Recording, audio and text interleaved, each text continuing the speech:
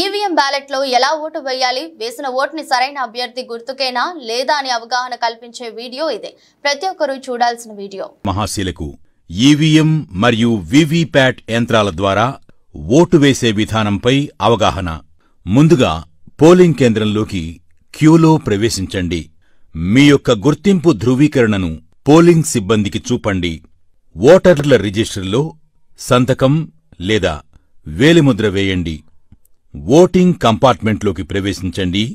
Voting కంపార్ట్మెంట్లో ballot unit BU మరియు వీవీపీఏటీలు ఉంటాయి. బ్యాలెట్ యూనిట్పై మీరు ఎంచుకున్న అభ్యర్థి యొక్క పేరు మరియు గుర్తుకు ఎదురుగా ఉన్న నీలిరంగు బటన్ను నొక్కండి.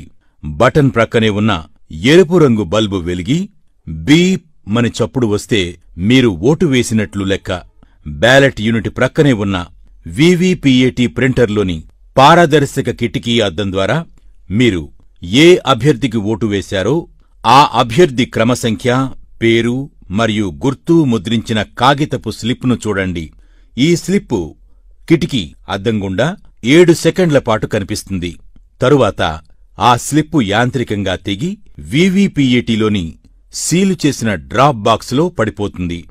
తదుపరి పోలింగ్ కేంద్రం నుండి బయటకు వచ్చేయండి.